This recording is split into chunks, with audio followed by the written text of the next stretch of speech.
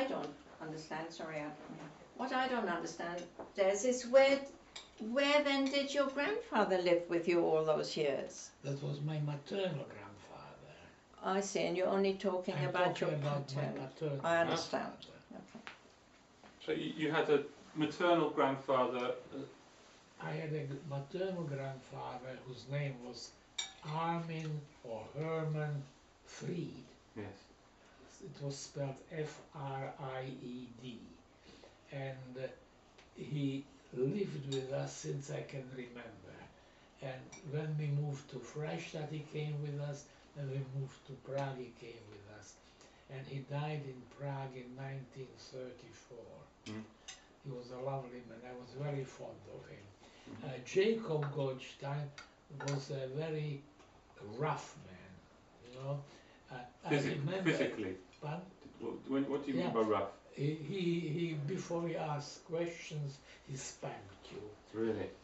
I remember I was a little boy, about 4 years old, and I was in my socks, not my shoes, and I lifted my foot to show him that I have no shoes on, and he took a stick and he beat me with it because he was under the impression I was going to kick him. I forgave him since then. And you're one of the oldest of the grandchildren. Are you the oldest? Edith is. I was the oldest male grandson. Yeah. The oldest one was Rushenka. Yeah.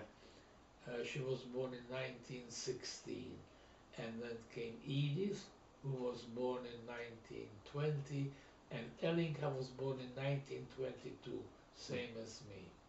She was a lovely girl, Elinka. I was very fond of her. Mm-hmm. And then there was your father, was a cousin who was born in 31. Before then, there was Peter, who was born in 1928. He was Ferch's son. Mm-hmm. And Paul was born, I think, in 35. Yeah. So that was the... and Marcel was born? Marcel was born in 24, and Jackie in 42, I think. In England? Yeah. In England, yes. Yeah. He was late. An afterthought. Yes, father used to say he was uninvited but very welcome. How old were you when he was born? I was nearly 20. What did you think about having a baby brother? I was delighted. I was absolutely delighted because he was a lovely boy, and I used to play him by violin, and he used to listen to me, and that's what made him interested in music. And there obviously... And of course, you see, he was very fortunate because, again, when we came to England, we were all living together in Upper Boat. Yes, there was my father and mother, your grandparents and my father, and Armin and Berta. So there were 3 aunts, or 2 aunts and a mother, and he was spoiled rotten. He's the centre of all the pictures. Exactly, yes. You see, and then your father moved to a bungalow in Hill-Catu. Hill-Catu. I don't know whether... Was that their first one? No, Hill-Catu. Was Betsy living in Hill-Catu? Yes. Of course, when we moved into Hill-Catu, Yeah, he he lived there. And when Jackie was a little boy, he used to have a little suitcase and used to sleep over the weekend with your parents. Is that something to do with your mother being ill? I don't think so. You see, he was a lovely boy, and like our little Amelia, it's a great pleasure when she comes and stays here, you know. So, I mean, she comes here because we like, and her grandparents particularly like her to be here. Yeah. And the same was, I mean, Jackie had no grandparents because by that time all the grandparents died. I mean, he was a totally different generation. Yes. Right? He was practically your generation. I was very fond of your grandfather. I loved Uncle Bedford. Yes, everyone. He was a lovely man. Everyone's very fond, and I remember him fondly. I was only 10 when he died. They adored you. Oh. Yeah. Oh. You see, he I'm I'm was, sure. I'm sure he had some Gorgeous. difficult sides. I'm sure that there was. Everyone has their upsides and Oh their downsides. gosh, yes. I look, I can tell you now because it's part of the Yeah. history.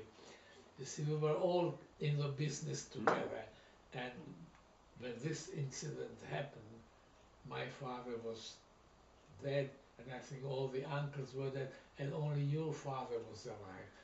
And somehow or other, uh, there appeared a cash of £200, which was in those days a lot of money, and your grandfather kept it. And I said to him, that's wrong.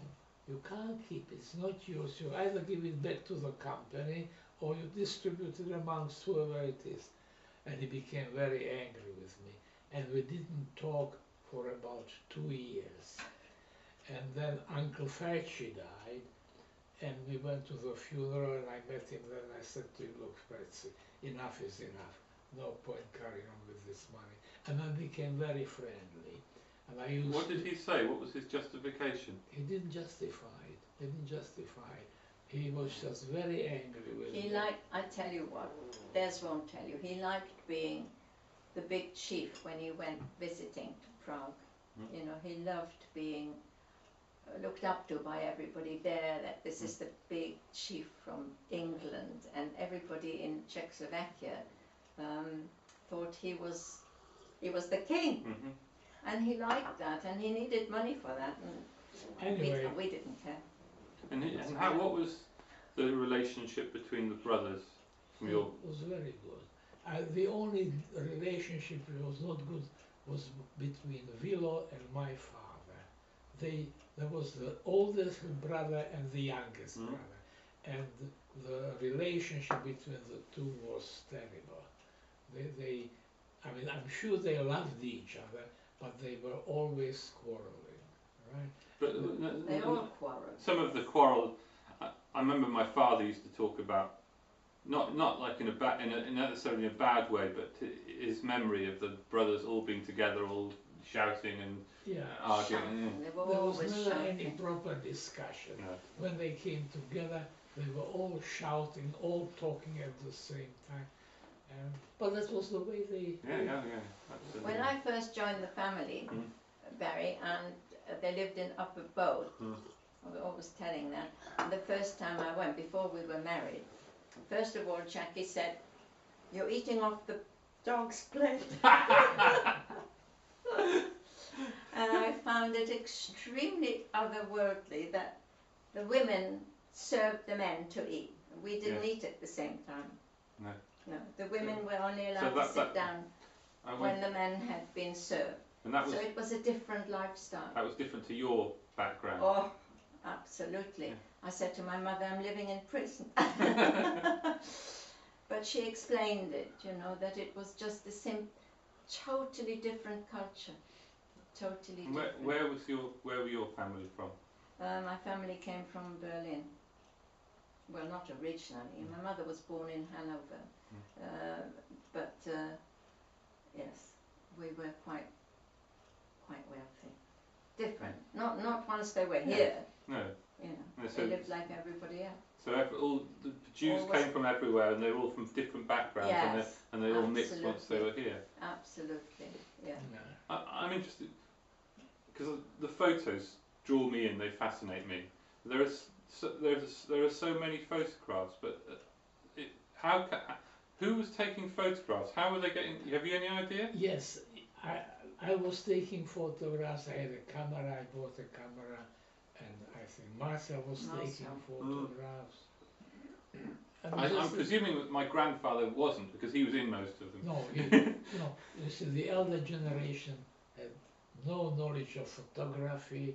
I mean, they liked to look at the pictures, but they didn't know how to develop it. I had a camera, I had a enlarger, and I was doing my own development.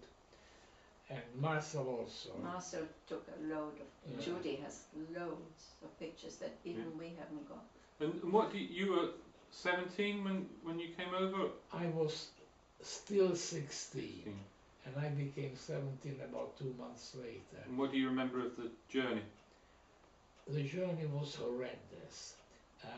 We that was quite interesting. You see, the way it came about was as follows. There came a mission from England to Prague. I forget now the name of the mission. And the purpose of the mission was to invite industrialists to come to England to start businesses. And Father went to the mission and they said, yes, you have it. And Father said, well, there's a whole group of us. There is myself with my two sons, my wife, your dad with Ivan and your mother, and Vilo and Armin. Ferci was by then already in England. He came a year before and he was established, he opened this practice in Wigmore Street, or Wimpole Street, I forget. Anyway, he was already here. So they said, okay, and they wouldn't give me permission to come to England because I was over 16. And Father said, well, if my son can't come, I won't be able to go. Anyway, eventually I got it. And Vilo was the first to go to come to England. He was sort of the spearhead. And he wrote us a card that he arrived well, and he signed it, I think, Anita or something like that, because it was all done slightly secretly, right? And then your father went. Your grandfather, yeah. Your grandfather went with your father, and I think Armin went with them. And they got stuck at Hamburg. And they got stuck in Hengelo. All right. And we went a day after, and funny enough, there was a young Czech woman in the compartment who traveled with your parents, with your grandparents. And she said they were stuck in Hengelo. There was a small technical. They had to wire Ferci for money. Right. Yes. Anyway. So you went by train? We went by train from Prague through Germany. We left. Father was still working at lunchtime, and he was phoning customers and so on. At 4 o'clock we got on the train and we went to either Nuremberg or Munich, I forget now. And we had to wait there for 3-4 hours. And we took the time to go through Munich, and we saw these huge buildings, and it was all at night. And what did you know of the Nazis? Well, we knew about Nazis that they were very anti-Semitic. Of course, in those days, in 1939, there was no talk of death camps and anything like that. So, and I remember the night before, the grandparents, Jacob and Silka, they were then in Prague. And they came, and I remember my grandfather, Jacob, how he was crying. And I was surprised. I said, why do you cry? We're only going to England. It's a trip then about 12 hours by train. You thought you would come back? And we thought we'll come back and so everything will be normal. We just we'll be living there, but it'll be like living in a different part of the country. And that's the last we saw of him, because then he became ill and he died in 1942. And I tried to find out where he was buried, but I couldn't find out anything. So you got a job, Adam. Your great-grandfather, your great-great-grandfather, Jacob, is buried somewhere in Slovakia. And why in Slovakia? Wouldn't it be in Prague? Because then, you see, when we left in 1939. They came then back to Žilina because they knew people there and they had friends there and so on and so on. And also Mariška was living in Žilina, so they had a daughter there. And then he became ill, that's what I understand. He was taken to hospital in Žilina, and from that hospital he was taken to a different hospital, I think in a town called Nitra. And there he died. But what happened to his body we don't know.